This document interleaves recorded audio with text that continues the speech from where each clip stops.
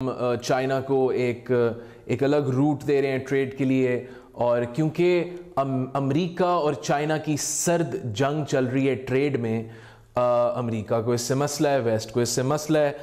पिछले दिनों जो हमारे जो कुछ डील्स हुई हैं रशिया से, उनका 65 मेंबर्स का एक आया भी हुआ था, वफ्द भी आया हुआ था पाकिस्तान में, जिसको उनका एक मिनिस्टर लीड कर रहा था।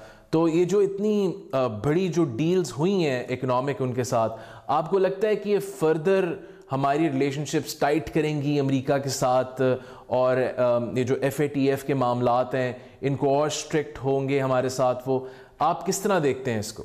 देखिए, रशिया के साथ पाकिस्तान के ताल्लुकात जो थे वो बैकग्राउंड तो ये है कि ये कोल्ड वार रही अमेरिका की और रशिया की, जो दोनों सोवियत यूनियन था जब ये उस वक्त पीक का पीरियड था और पाकिस्तान का एलाइज था। सीटो और सेंटो हमने ज्वाइन की और ये सारा हम उसके ऑपरेट करते रहे प्रैक्टिकली।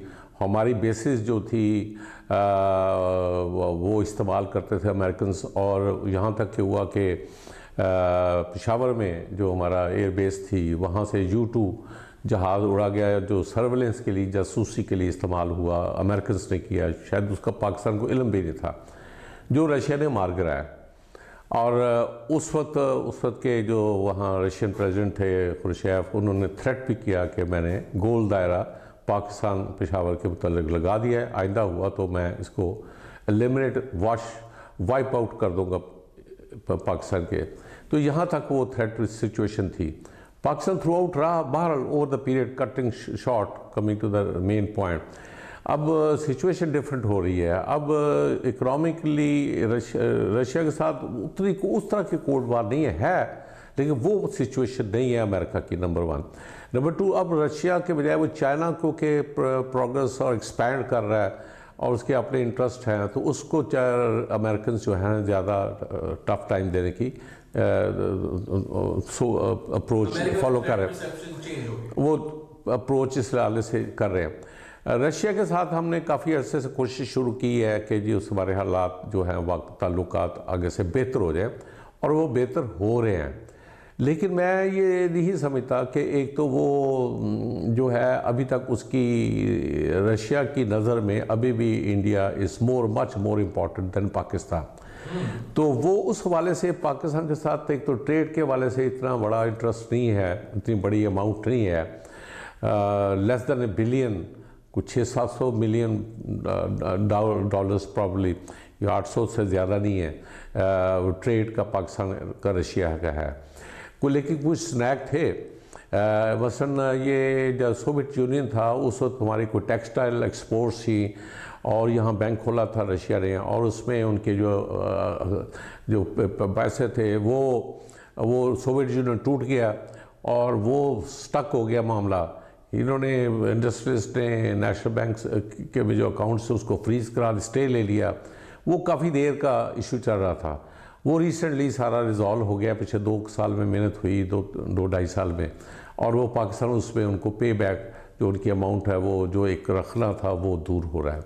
और उसमें भी रशिया ने फिर कहा है कि जी हम आपके भी इन्वेस्टमेंट करेंगे। उसमें ख़ास तौर पे पाकिस्तान स्टील मिल के हवाले से उन्होंने अनाउंस किया कि हम इसको दोबारा रिकन्स्ट्रक्शन, रीवैम्प और रीमॉडल या रीडिज़ाइन अपडेट करने के ऑफ़र कर रहे हैं। नेगोशिएशन चल रही हैं। उन्होंने हमारे गुद्दू बराज में भी हमारी हेल्प की थी। अब उनकी PIA के साथ भी जो रशिया की नेगोशिएशन चल रही हैं कि वो प्लेन्स पाकिस्तान को रशियन को देंगे, और वो मैन्युफैक्चरिंग के हवाले से भी बात कर रहे हैं। तो अभी वो चीज़ें चल रही हैं, कोई कंक्रीट शेप नहीं, but hopefully things are moving the right direction in positive way.